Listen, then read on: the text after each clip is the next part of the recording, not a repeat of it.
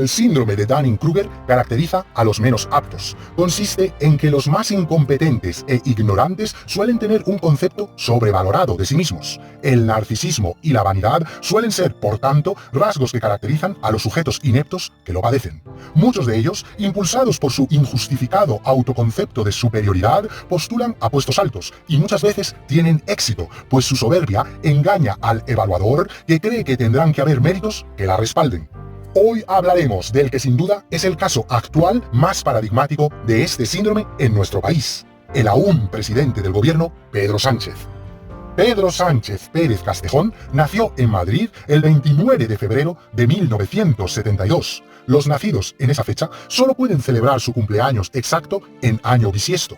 Más allá de esa pequeña mala suerte, los alumbrados ese día pueden ser capaces de grandes cosas. Por el contrario, por todo lo que vamos a contar a continuación, el inoportuno natalicio de nuestro protagonista es señal desde el origen del gafe y perdedor supremo ante el que nos encontramos. En 1993, con 21 años, ya estaba afiliado al PSOE.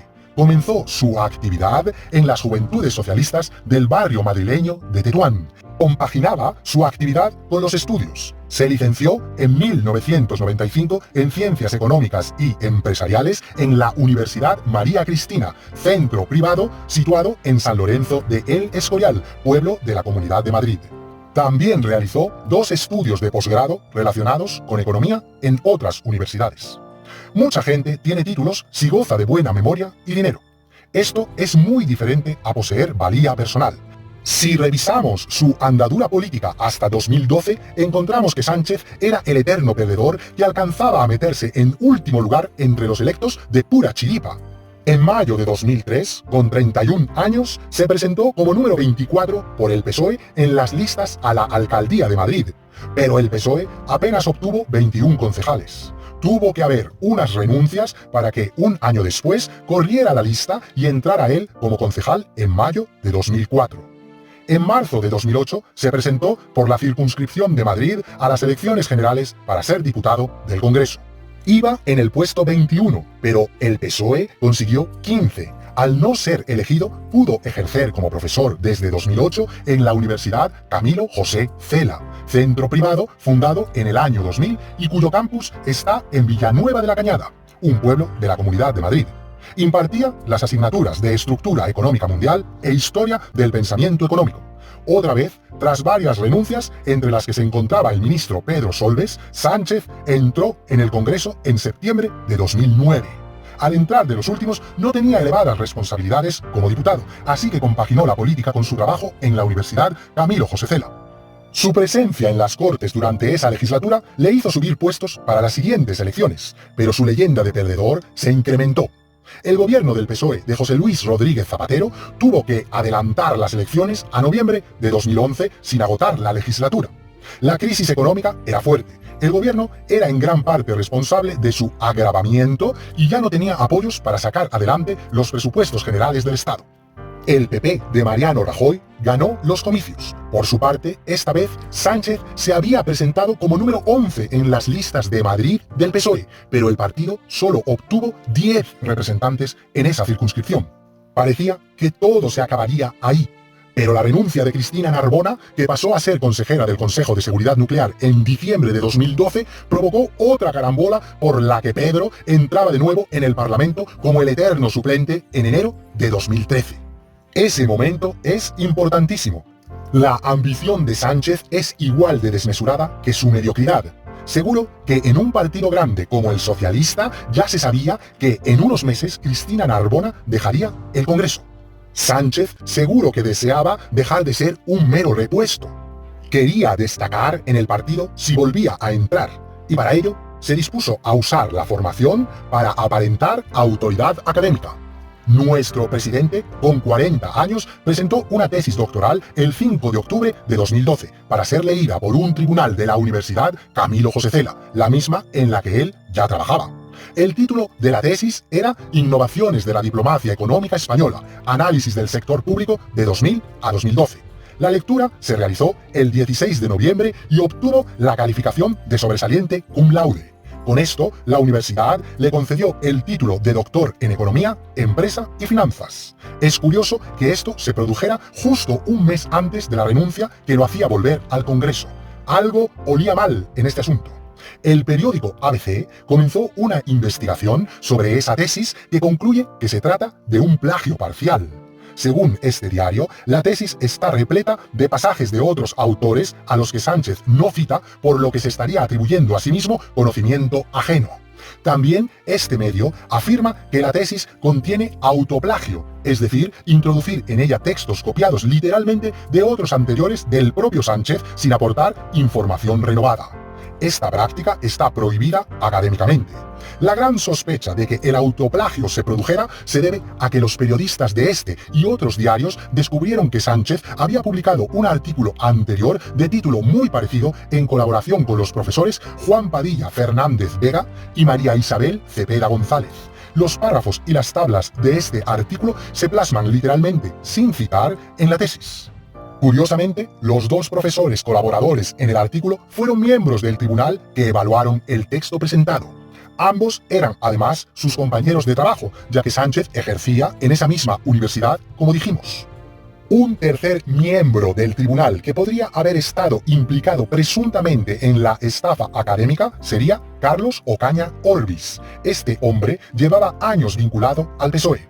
Y de hecho fue asistente de Miguel Sebastián, ministro de Industria de 2008 a 2011 en el gobierno socialista de José Luis Rodríguez Zapatero. Según algunos periódicos, Miguel Sebastián llegó a afirmar en privado que Carlos Ocaña había sido el autor principal en la sombra de la controvertida tesis, aunque en público el exministro siempre negó haber dicho tal cosa. La intervención de estos tres miembros del tribunal, que a la vez eran en mayor o menor porcentaje presuntamente escritores del texto, podría haber sido la razón por la que el trabajo pasó los filtros a pesar de tratarse de una presunta copia. Es también curioso que Pedro Sánchez se negara a hacer pública esta tesis los primeros años, cuando lo normal es que cualquier doctor quisiera que el mundo conozca sus investigaciones cuanto antes. La investigación de la prensa fue en 2018 y el escándalo estalló llegando al Congreso. Tras el escándalo suscitado, la tesis ha sido publicada y es relativamente fácil encontrarla en Internet. El famoso texto terminó pasando por programas informáticos antiplagio una vez que los periodistas tuvieron acceso a él, y hay opiniones discordantes. El 21 de septiembre de 2018, el partido político Vox presentaba una querella ante el Tribunal Supremo para que se juzgara a Sánchez por delitos de falsedad documental, prevaricación administrativa y cohecho. Este partido tenía la intención de que se pudiera aclarar si el plagio se produjo. El 6 de febrero de 2019, el alto tribunal desestimó la querella por estimar que el caso de Pedro Sánchez no era constitutivo de delito. Después, tras un recurso, volvió a ratificarse en la inadmisión de la querella el 8 de abril de 2019. Lo interesante del auto del tribunal es que nunca dice que el plagio no se produjera, sino que, en caso de haberse producido, para que fuera delito, debería haber un lucro por parte de su autor. Al no haberlo, no era un hecho juzgable. Con esto, el caso de la dichosa tesis se cierra con indicios y sospechas razonables sobre la trampa, pero sin pruebas objetivas para poder afirmarlo. Si todo fue un engaño con colaboradores que le corría prisa a Sánchez para reintegrarse en la vida política arropado de un halo académico para llegar a la cúpula de la formación, hay que decir que funcionó. Dejó la universidad y se entregó de lleno a la política. 2013 y la tesis fueron esenciales para Sánchez porque comenzó a recibir interés por parte de miembros del partido cuando les hablaba de las ideas plasmadas en ella. Poco a poco empezó a tener seguidores dentro de la formación y su nombre empezó a sonar como posible candidato para cuando se produjeran las próximas elecciones generales españolas. Pero antes de esas vinieron las europeas del 25 de mayo de 2014. En ellas fue en las que me decidí a dar mi confianza a Podemos tras varias elecciones votando al PSOE. En estos comicios, el PSOE tuvo unos resultados pésimos, perdiendo 2,5 millones de votos y 9 escaños respecto a los anteriores, quedándose con apenas 14 de los 54 escaños en juego que le corresponden a España. El Partido Popular ganó las elecciones con 16 asientos, pero perdiendo también millones de votos. Esto provocó la renuncia de Alfredo Pérez Rubalcaba como secretario general de los socialistas. El 13 de julio de 2014, Sánchez se convertía por votación directa de los militantes en el nuevo secretario general del partido. Pero cada vez que él avanza, todo lo que tiene alrededor se pudre. A partir de aquí, el partido por el que más veces he votado en mi vida comienza su degradación a imagen y semejanza del trilero que pasó a liderarlo. Las elecciones generales españolas llegaron por fin el 20 de diciembre de 2015. Sánchez obtendría los peores resultados del partido hasta la fecha, perdiendo 1,5 millones de votos y 20 escaños, quedándose con apenas 90 de los 350 en juego. La buena noticia para mi país fue que el movimiento 15N, que comenzó el 15 de mayo de 2011, había traído como consecuencia la aparición de dos nuevos partidos fuertes, Podemos y Ciudadanos. El bipartidismo que parecía eterno del PSOE y PP desaparecía y ahora había 4 partidos con opciones en España. Pero eso ocasionó que no se pudiera formar gobierno. El partido más votado había sido el PP, con 123 escaños, pero su líder, Mariano Rajoy, no intentó ser investido presidente, ya que sabía que no contaría con apoyos. A pesar de ser el gran perdedor, Pedro Sánchez trató de ser elegido presidente pactando con Ciudadanos, que contaba con 40 escaños. Entre los dos sumaban apenas 130, lejos de la mayoría que se alcanza con 176. Nadie más se unió a ese pacto y el intento de investidura de Sánchez fracasó. Para mí, esta tentativa confirmaba el personaje ante el que nos encontrábamos: Pedrito Majareta, un mediocre nato loco por el poder a cualquier precio. El futuro ratificaría esta apreciación. Las elecciones se repitieron el 26 de junio de 2016. Sánchez perdió 100.000 votos y 5 escaños, dejando al PSOE con 85, los peores resultados de su historia. Podemos alcanzó los 71, acercándose peligrosamente por la izquierda, obteniendo 5 millones de votos, a 400.000 del PSOE. Pero el triunfador pírrico fue el PP, que alcanzó los 137 escaños. Ciudadanos se quedó con 32. La Constitución española dice que los diputados electos votarán a favor o en contra de un candidato propuesto por el rey. Esto se conoce como votación de investidura. En la práctica, el rey propone a aquel que tiene opciones realistas de ser elegido. Cuando un partido es votado mayoritariamente por el pueblo, su líder es el propuesto. La situación se complica en casos como el de 2016. Si el Parlamento está muy fragmentado, los partidos deben negociar alianzas para presentarle al rey un candidato con opciones. No hay plazo, según la norma, para convocar una primera votación de investidura.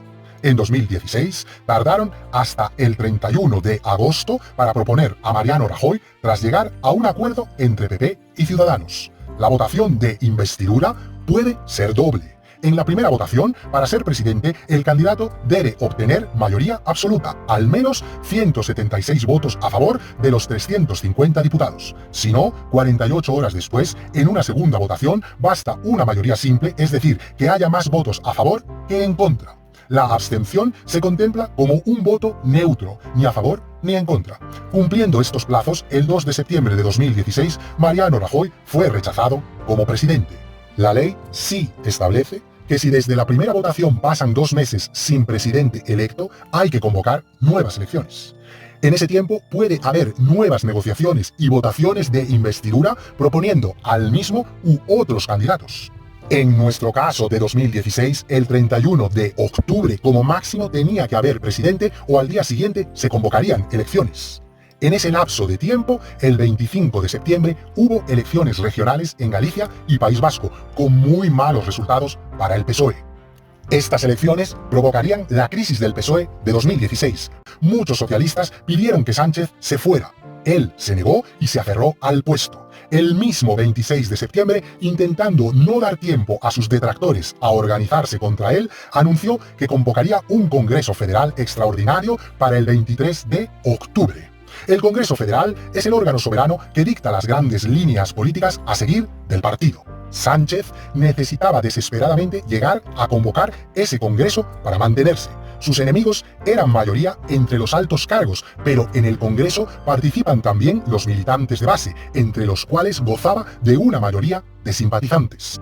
La idea de Sánchez era ser ratificado como secretario general en ese Congreso y reestructurar en él los órganos de gobierno del partido a su conveniencia e imponer su rumbo en las políticas generales del partido. Así se haría con el control total días antes de la nueva votación de investidura, cumpliendo con su famoso lema "no es no" a la presidencia de Rajoy. Los detractores de Sánchez reaccionaron. 2 días después, el 28 de septiembre, 17 miembros de la Comisión Ejecutiva, partidarios del bando rebelde, presentaron su dimisión en bloque. La Comisión Ejecutiva es el órgano de gobierno del partido, y si se queda por debajo de la mitad de sus miembros, deja de tener autoridad y por los estatutos hay que convocar un Congreso Federal que elija una nueva, incluyendo un nuevo secretario general, el puesto de Sánchez.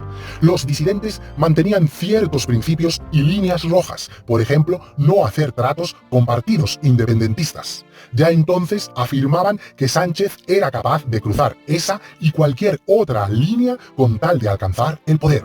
El futuro les daría la razón. Ellos querían neutralizar a Sánchez. El bando rebelde argumentaba tener una mayor visión de Estado y abogaba por facilitar la investidura de Rajoy absteniéndose en la votación. Querían evitarles a los españoles unas terceras elecciones y desbloquear la situación de ingobernabilidad. Este bando lo encabezaba Susana Díaz, presidenta del PSOE en Andalucía. Es la región con más afiliados al partido y cuna de los emblemáticos Felipe González, presidente del gobierno de 1982 a 1996, y Alfonso Guerra, vicepresidente hasta 1991. Estos antiguos dirigentes y una mayoría de altos cargos actuales del PSOE estaban del lado disidente de Susana Díaz. El PSOE tuvo que convocar a su comité federal el 1 de octubre para tratar de pacificar su cisma. El comité se reúne normalmente 2 veces al año, pero puede hacerlo de forma extraordinaria. Es otra reunión menos numerosa, esta vez de dirigentes mandatarios del partido y representantes territoriales, y marca la política del partido entre Congreso y Congreso. Aquí se produjo uno de los actos más vergonzantes de la historia del PSOE. Sánchez se negaba a abandonar el cargo a pesar de estar sin ejecutiva. Los que allí asistieron cuentan cómo Pedro recurría a todo tipo de tretas para impedir una votación que pudiera sacarlo del poder. La más despreciable tuvo lugar cuando los partidarios de Sánchez colocaron detrás de una mampara unas urnas para votar entre las 2 opciones. Al ser un lugar oculto sin vigilancia, cualquiera podía manipular las urnas o introducir varias papeletas. No había censo de los votantes, ni interventores que velaran por la limpieza del proceso. La votación comenzó y parecía que los asistentes estaban siendo convencidos para caer en el engaño. Sánchez fue uno de los primeros en dirigirse allí y dejar su voto. Al poco de iniciada esta maniobra surrealista, los contrarios a Sánchez terminaron por interrumpirla, argumentando que se estaban haciendo todo tipo de trampas a la vez que gritaban «¡Pucherazo, pucherazo!». Cada vez que vuelvo a este hecho, que quedará para la historia esperpéntica del PSOE, no puedo creer que un intento de fraude tan retorcido y a la vez tan infantil en su ejecución pudiera darse entre altos mandatarios de una organización que ha gobernado varias veces un país como España. ¿En manos de quién estamos? Finalmente, los partidarios de Susana Díaz consiguieron que se aceptara una moción de censura contra Sánchez con votación a mano alzada. Al haber una mayoría de críticos entre los altos cargos, Sánchez terminó perdiendo por 132 votos en contra frente a 107 a favor y tuvo que renunciar a su puesto de secretario general. El PSOE quedó en manos de una comisión gestora. Se llama así a un grupo pequeño de afiliados que durante un periodo corto de tiempo gestiona la burocracia del partido cuando queda descabezado. La gestora convocó otro comité federal extraordinario para el 23 de octubre, donde se decidió que el PSOE se abstendría para permitir a Rajoy ser embestido. Mariano Rajoy consiguió la confianza de la Cámara el 29 de octubre en segunda votación. Tuvo 170 votos a favor y 111 en contra. 68 socialistas se abstuvieron, pero otros 15 votaron no, desobedeciendo al Comité Federal. Pedro Sánchez tomó otro camino. Ese mismo día renunció a su acta de diputado y por lo tanto no votó. Aquí yo mismo le reconozco mucha astucia. Con esto evitaba contradecirse y abstenerse finalmente, lo que hubiera fulminado su credibilidad ante los afiliados rasos que lo apoyaban. Por otro lado, evitaba contradecir el mandato del comité, lo que hubiera justificado que sus enemigos organizaran alguna posible amonestación que lo apartara del partido. Con esto quedaba como un militante corriente, pero dentro del partido oficialmente cumpliendo las normas y con todos los derechos para volver a ascender. Ese era su plan. La gestora convocó elecciones primarias en las que elegir a un nuevo secretario general votando toda la militancia.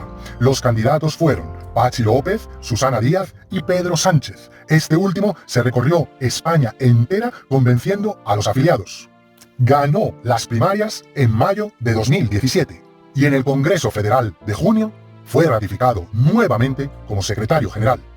En ese congreso se reestructuró la comisión ejecutiva con mayoría de afines a Sánchez y el partido se refundaba con la línea sanchista como su forma de hacer política.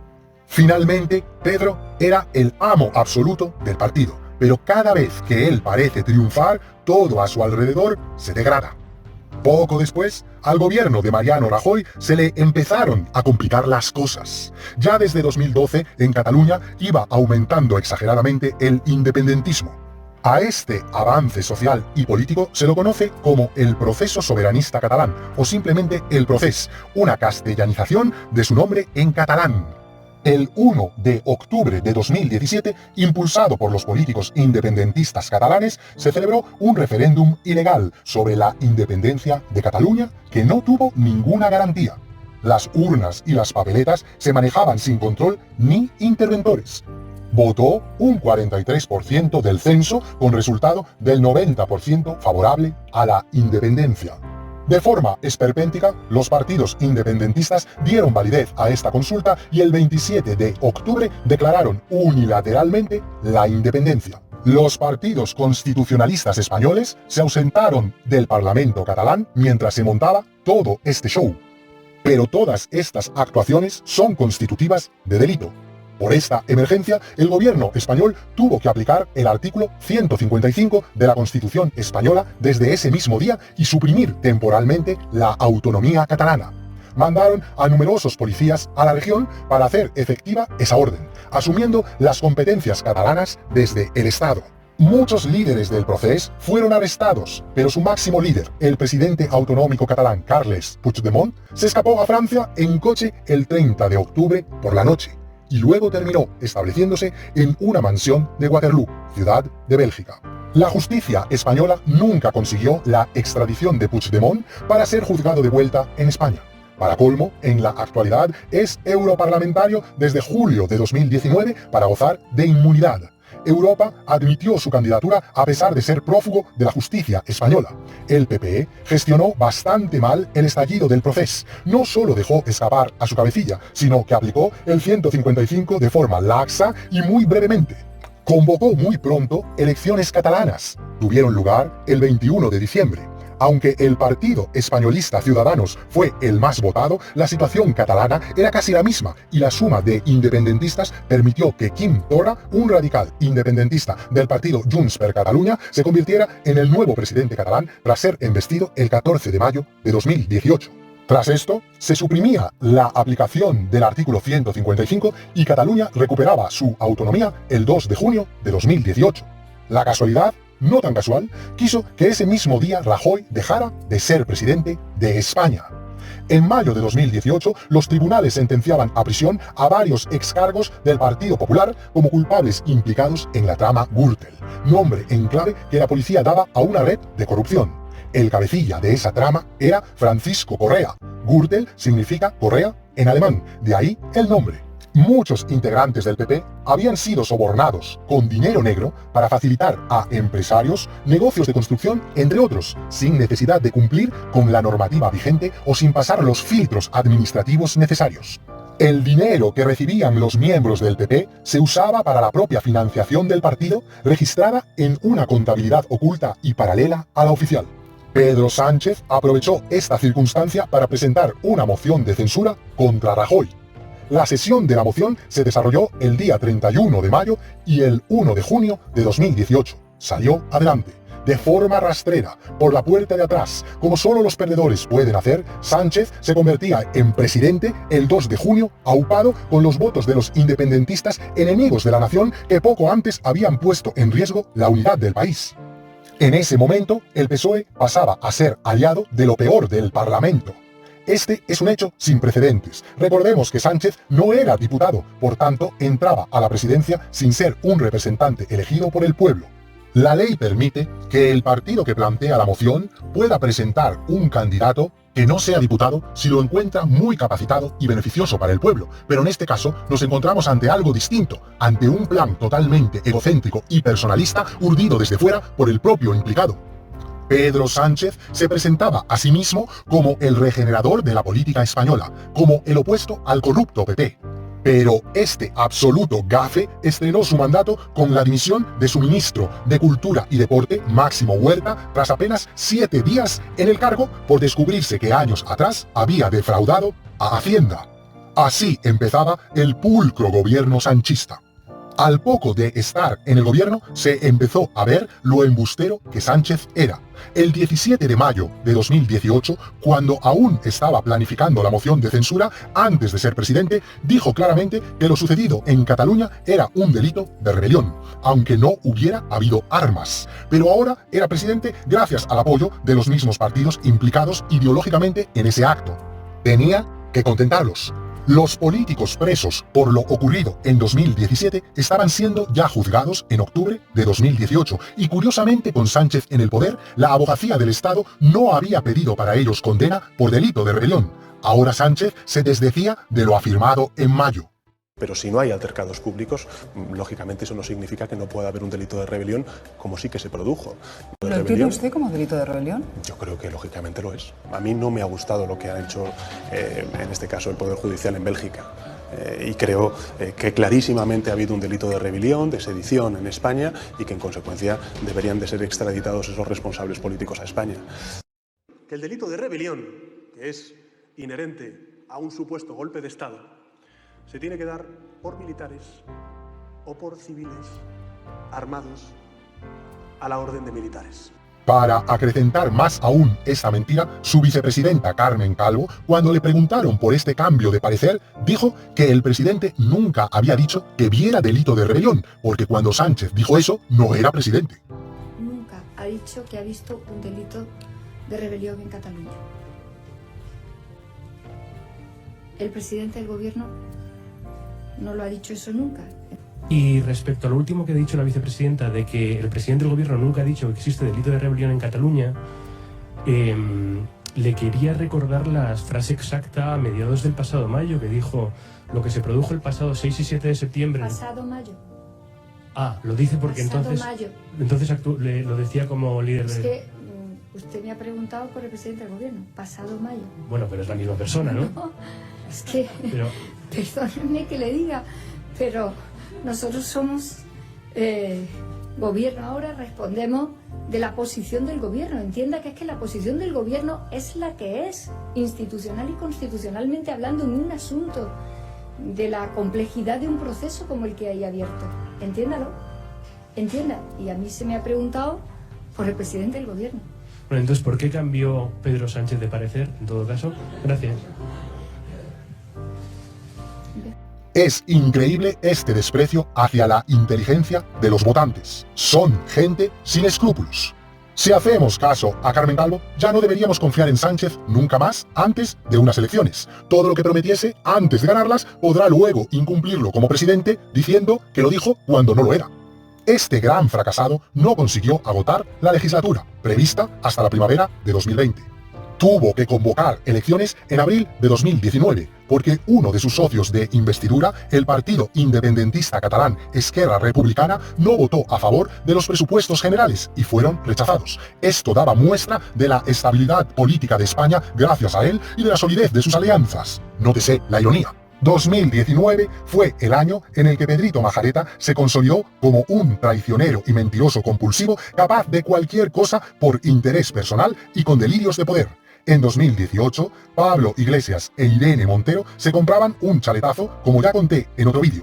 Esto hizo que mucha gente de izquierdas, entre ellos yo, les retirásemos la confianza.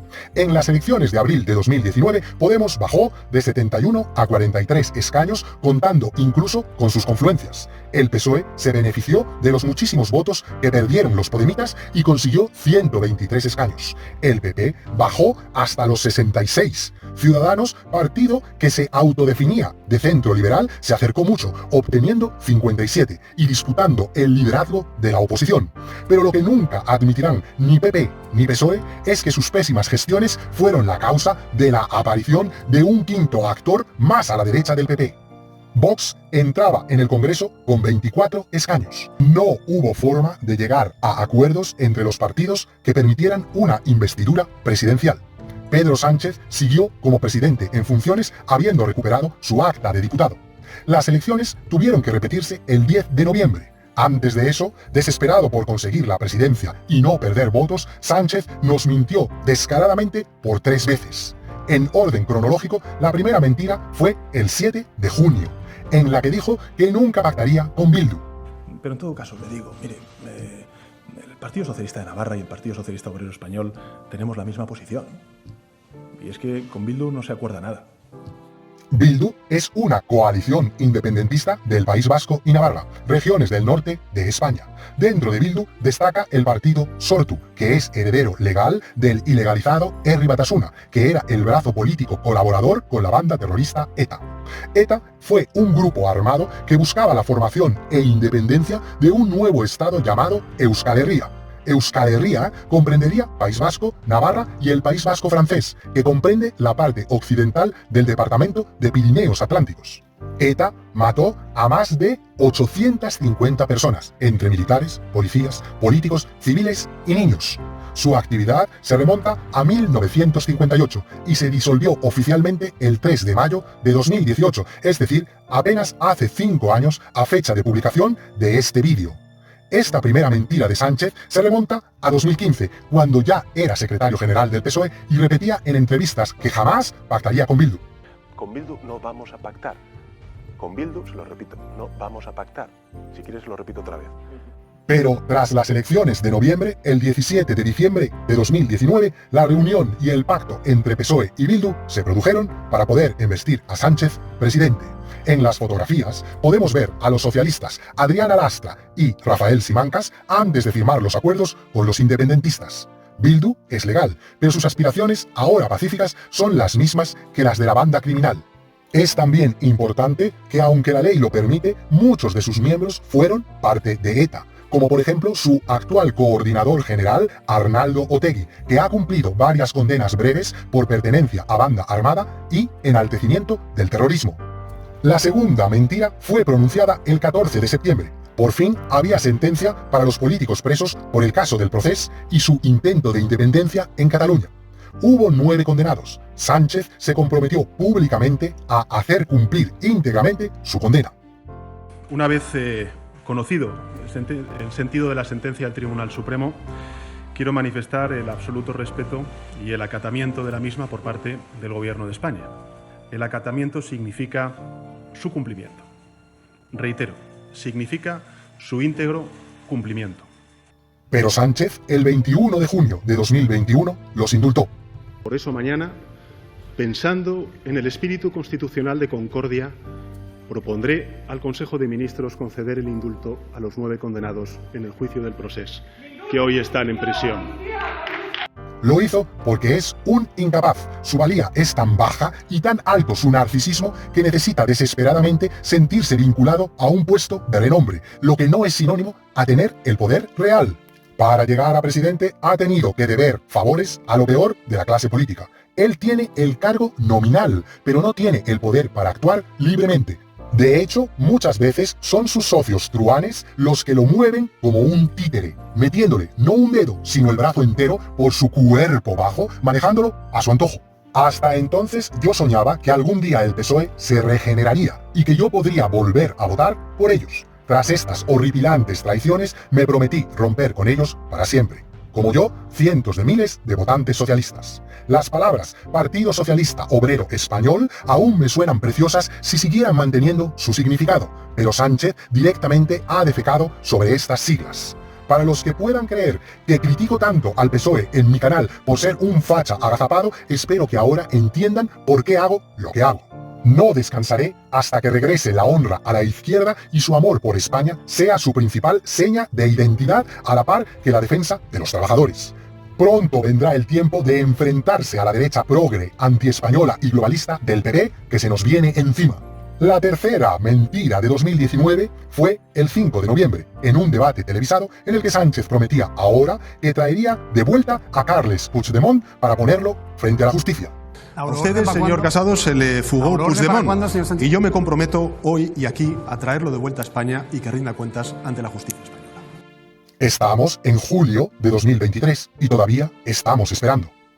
Y esta mentira tiene secuela. Los periodistas ya sospechaban que había mentido con total descaro. Al día siguiente le preguntaron en una entrevista cómo iba a intervenir él, que representa al Poder Ejecutivo, cuando es, en un país como el nuestro, con separación de poderes, al Poder Judicial al que le corresponde actuar.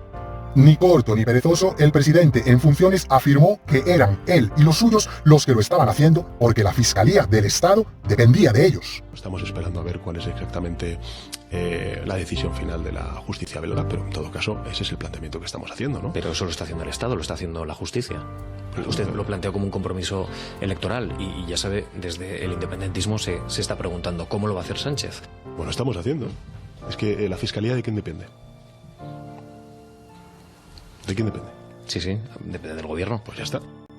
Esta afirmación es sinónimo de que el Ejecutivo controla al Poder Judicial, sin separación de poderes, como en una dictadura. Las palabras crearon bastante revuelo entre los jueces, que se indignaron y protestaron, pero apenas 3 meses después, el 26 de febrero de 2020, esta declaración se demostró casi cierta. En otro escándalo sin precedentes, Sánchez consiguió nombrar a Dolores Delgado fiscal general del Estado. Dolores Delgado había sido justo antes su ministra de Justicia, por lo que una extremidad del poder ejecutivo de Sánchez se introducía en el poder judicial. Sánchez contaba gracias a sus alianzas con la mayoría en el Congreso, que, con su aprobación, convertía este acto rastrero en legal. Las elecciones de noviembre de 2019 se habían producido finalmente, y Sánchez se tuvo que abrazar literalmente a Podemos y también a los independentistas catalanes y vascos, como ya adelantamos, para poder gobernar. Si no, las cuentas no le hubieran salido. Este narcisista calamitoso volvía a obtener el resultado característico de los mediocres. El PSOE perdió 700.000 votos y 3 escaños, quedándose con 120. El PP subió a 83. Vox subía hasta 52 y era por culpa de Sánchez. Podemos se hundía perdiendo 500.000 de votos y se quedaba apenas con 36 escaños, incluyendo a sus confluencias. Más se hundió Ciudadanos, que apenas alcanzó 10. Esquerra Republicana de Cataluña y Bildu se abstuvieron tras acuerdo con Sánchez para que pudiera ser investido presidente en segunda votación el 7 de enero de 2020. Entre las opciones contrapuestas de velar por el bien de España o el de su ego, eligió, como siempre, esta última. Al poco de convertirse en presidente, con el récord de embustes por unidad de tiempo, el coronavirus hace su aparición. El Ministerio de Sanidad contaba con supuestos expertos de la talla del coordinador de emergencias sanitarias, Fernando Simón, que el 31 de enero de 2020 afirmaba esto sobre la pandemia. Nosotros creemos que España no va a tener, como mucho, más allá de algún caso diagnosticado. Esperemos que no haya transmisión local. Si la hay, será transmisión muy limitada y muy controlada. Todos sabemos la cantidad de muertes que hubo después. El gobierno de Sánchez fue parcialmente responsable del estallido de muerte que empezó desde abril. La causa fue su estúpido empecinamiento en celebrar la comparsa feminista del 8 de marzo. A finales de febrero, los contagios estaban disparados en el norte de Italia y era evidente que ya habría saltado a España. Había que evitar a toda costa las grandes aglomeraciones porque el patógeno se extendía por contacto cercano. Por absoluta irresponsabilidad o estupidez, siguieron adelante con los desfiles morados. La misma vicepresidenta Carmen Calvo incitó a las mujeres a asistir a los pasacalles diciendo que les iba la vida en ello.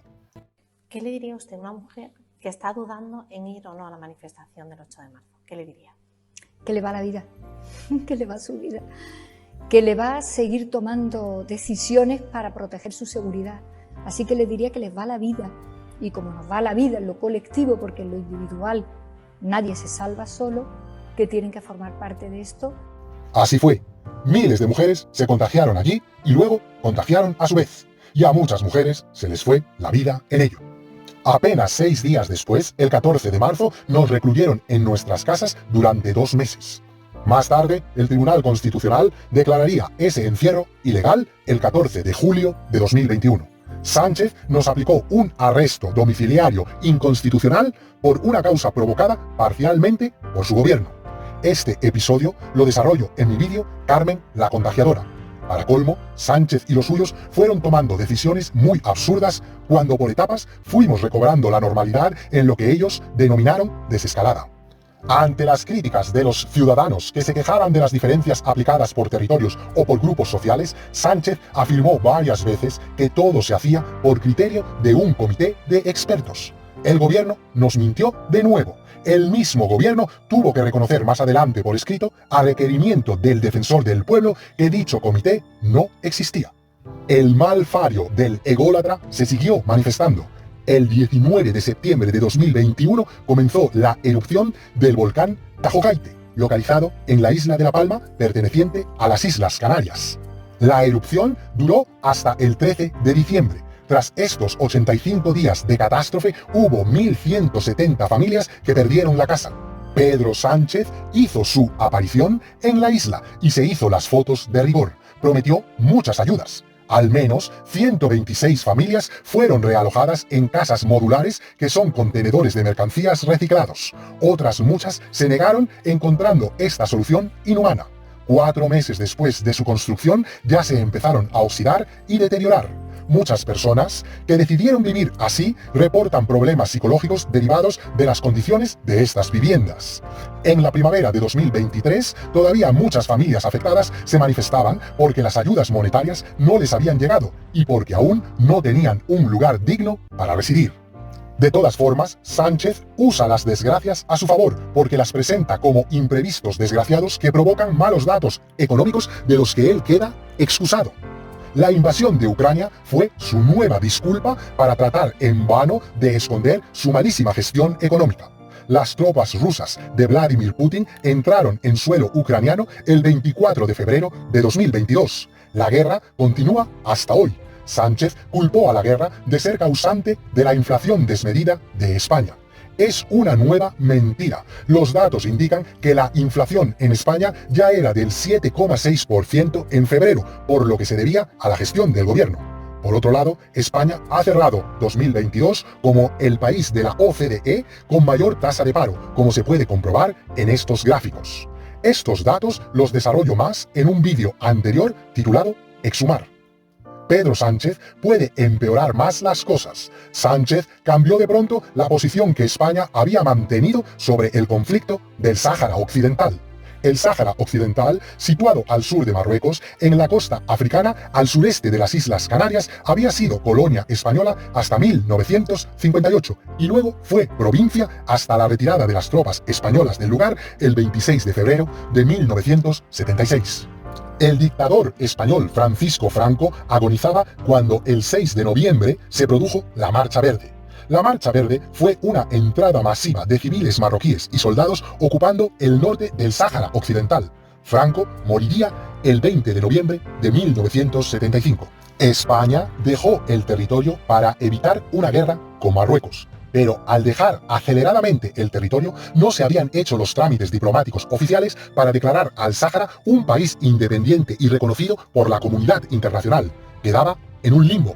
Marruecos y Mauritania reclamaron su soberanía sobre el Sáhara.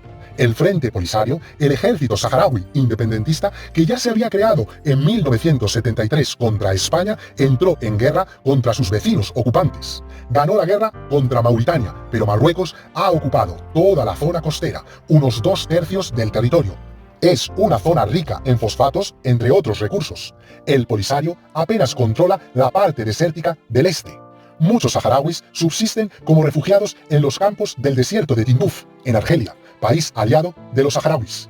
Entre las dos zonas, Marruecos ha levantado un muro con minas explosivas que protege su zona ocupada. Los saharauis que quedan en zona marroquí son ahora una minoría pequeña en su propia tierra. La ONU creó la MINURSO en 1991, misión de las Naciones Unidas para el conflicto del Sáhara Occidental, que pretendía convocar un referéndum de independencia en el lugar para que los propios saharauis decidieran su destino. España quedaba como la colonia administradora oficial hasta que se produjera el referéndum, pero este nunca se ha llevado a cabo y Marruecos, con ciudadanos asentados allí de segunda o tercera generación, va ganando la batalla del tiempo.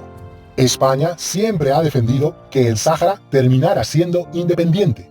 Marruecos propone el fin del conflicto con el reconocimiento de su soberanía sobre el territorio, pero dándole autonomía. El cambio de Sánchez consiste en aceptar de forma repentina esta propuesta marroquí, tomando la decisión de forma prácticamente personal sin someterla al Congreso.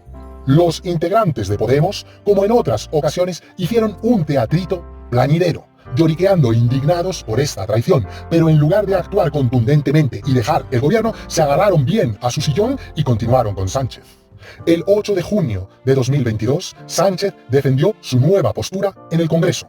Al mismo día siguiente, Argelia suspendía su tratado de amistad con España, lo que incluía, entre otras cosas, el recorte del suministro de gas.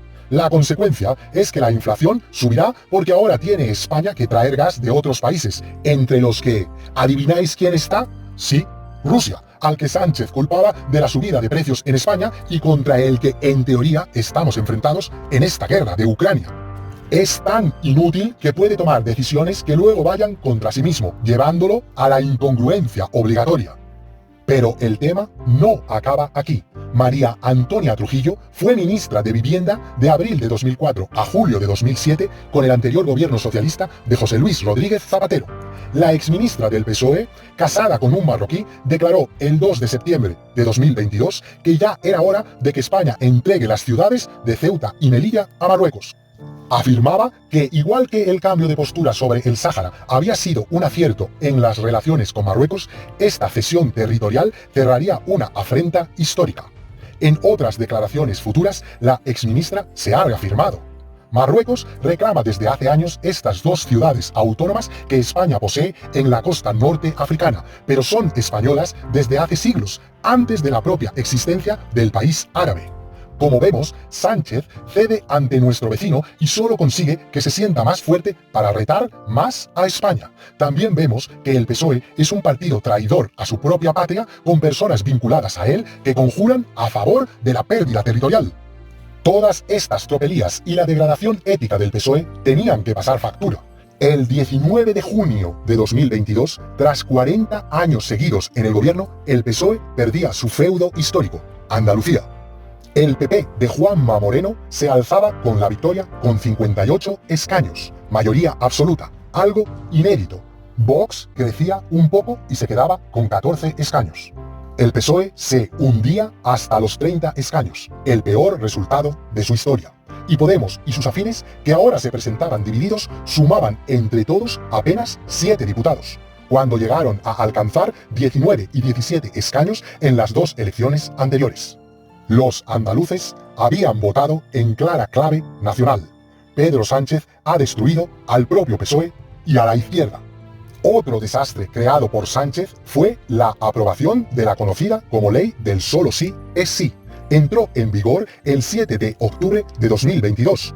Supuestamente quería proteger a las mujeres en caso de agresión sexual, pero en realidad contenía la rebaja de penas a los violadores. Muchos entendidos en derecho advirtieron de que esta ley liberaría a muchos indeseables. El Consejo General del Poder Judicial emitió un informe el 25 de febrero de 2021 cuando la ley era apenas un anteproyecto y advertía de los problemas de igualar el abuso a la violación, igual que advertía de algunas rebajas de penas a los agresores. Los informes de este órgano no son vinculantes. La ley fue elaborada por las cabecillas del Ministerio de Igualdad al mando de la ridícula Irene Montero. Evidentemente no hicieron caso de ninguna advertencia y siguieron adelante. Pedro Sánchez defendió la ley como una gran conquista feminista, incluso cuando ya se estaban viendo los efectos terroríficos de la ley, cuando ya había una quincena de criminales en la calle, el 23 de noviembre nuestro presidente la reivindicaba. En relación con la ley del sí es sí, lo he dicho en otras muchas ocasiones, esta es una gran conquista del movimiento feminista. Es una gran conquista del movimiento feminista. Creo que durante estos 3 años que llevamos de legislatura, la hoja de servicios en defensa y en el reconocimiento de los derechos de las mujeres del Gobierno de Coalición Progresista está fuera de toda duda. Es evidente que estamos ante una nueva ley que necesita sentarse, que necesita saber exactamente cuál es la unificación doctrinal que se produce por parte del Tribunal Supremo. Hace 2 días conocimos cuáles son las instrucciones que da la Fiscalía General del Estado y, por tanto, creo que estamos yendo en el camino correcto. Yo lo único que les puedo decir es que me siento orgulloso de la ley, que me siento, digamos, plenamente confiado en el trabajo de los fiscales y también de los jueces y juezas en nuestro país y, sin duda alguna, reivindico esta ley, como otras muchas que hemos aprobado a lo largo de esta legislatura, como conquistas feministas de un gobierno que se declara a sí mismo feminista. Hoy ya hay más de 100 agresores libres en la calle y otros 1000 lo estarán cuando les toque antes de tiempo porque la justicia les ha rebajado la condena gracias a esta ley. ¿Quién responderá de esta estupidez con consecuencias nefastas? ¿Quién responderá cuando uno o varios de estos asquerosos liberados hagan lo que mejor saben hacer? El año 2022, Sánchez lo cerró con una reforma express del Código Penal el 22 de diciembre en la que se derogaba el delito de sedición. El delito ha sido sustituido por uno nuevo de desórdenes públicos con penas mucho menores. También se rebajaron las penas por delito de malversación de caudales públicos, que principalmente afecta a los políticos corruptos. Según el nuevo Código Penal, si un político usa el dinero público con fines deshonestos para los que no estaba destinado, pero dentro de lo público, su pena también se rebaja respecto al Código Penal anterior. Estos fueron los delitos por los que se condenó a los líderes del proceso, luego indultados por nuestro presidente. Si vuelven a intentar romper España, ya no podrán ser condenados severamente. Una consecuencia más de deberles favores a los independentistas para mantenerse en el poder. Pero además, futuros políticos corruptos de cualquier tendencia se verán beneficiados. Recordemos que Sánchez echó a Rajoy ofreciendo liberar a su país de la corrupción. Llegaron las elecciones municipales y autonómicas del 28 de mayo de 2023 y por todo lo dicho, el pueblo castigó como nunca al PSOE. El desastre ha sido mayúsculo. Si el año anterior había perdido Andalucía, ahora perdía Valencia, Aragón, La Rioja, Extremadura y Baleares, que pasaban a dominio de la derecha del Partido Popular.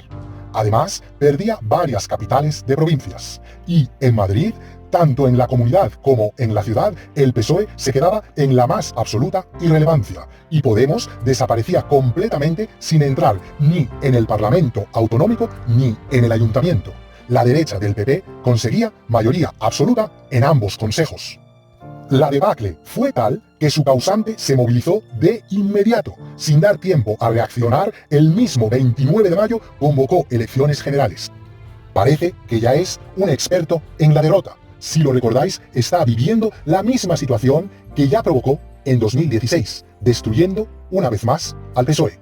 Tengo la hipótesis, y sé que no me equivoco, de que ha convocado rápidamente los comicios para que esta vez no lo intenten echar como en el cisma con Susana Díaz. Si hubiera intentado agotar la legislatura hasta diciembre, sus enemigos internos, con toda la razón, lo hubieran defenestrado y hubieran tenido tiempo de presentar otro candidato y tener meses para lavar un poco la cara del partido con la esperanza de engañar a suficientes incautos para mantener todos su puesto. Pero ahora no hay tiempo para una guerra interna. Si lo hicieran, el PSOE llegaría tan débil a las elecciones que a lo mejor desaparecería y todos perderían su asiento. Aunque lo detesten, ahora todos los socialistas deben apoyar a Sánchez con la esperanza de aliviar en lo posible el desastre y conservar su sillón. Por eso Sánchez ha mentido una vez más y no ha gobernado hasta fin de año, como dijo tantas veces. No hay opción, se tienen que convocar las elecciones como muy tarde en diciembre de 2023. Vamos, no convocar, celebrar las elecciones en diciembre de 2023. Eso es mandatorio, constitucional. Este gobierno, a diferencia de otros partidos, cumple siempre con la Constitución. Y agotar la legislatura significa que las elecciones se celebrarán en diciembre del año 2023. Me veo, espero, si quieren los españoles, durante mucho tiempo como presidente del gobierno. Vamos a tener elecciones en el mes de diciembre y desde luego, ese es mi futuro y mi compromiso con los españoles y españolas. Que el Gobierno de España no va a adelantar las elecciones generales ni va a disolver de manera anticipada las Cortes Generales. Su penúltimo ridículo ha sido una entrevista que el periodista Carlos Alsina le hizo en la radio Onda Cero este 19 de junio. El periodista le enumeró a la cara muchas de sus mentiras. Pedrito es ahora mismo un despojo político, un teleñeco. Es muy significativa la superioridad del lenguaje no verbal con la que el presentador se dirige al político, sabedor de que la verdad sustenta cada una de sus palabras. También es significativo cómo el felón prácticamente asiente, porque todo lo que escucha son hechos irrefutables. E incapaz de nada mejor, Sánchez afirmó que él no mentía, que había cambiado de opinión. ¿Y por qué nos ha mentido tanto entonces, presidente? Dígame usted en qué. Empiece. Tengo una lista larga. Prometió usted que si llegaba al gobierno promovería una reforma legal para que el gobierno no pudiera elegir magistrados del Tribunal Constitucional. Y asentaba ya a su ministro de Justicia. Prometió usted combatir la colonización de las instituciones por parte de los partidos políticos. E hizo fiscal general del Estado a su ministra de Justicia. Lo anunció cuando todavía no había cesado como ministra de Justicia. Dijo usted: un político no puede indultar a otros políticos. Hay que acabar con eso. Indultó a todos los que pudo. ¿Quiere que siga?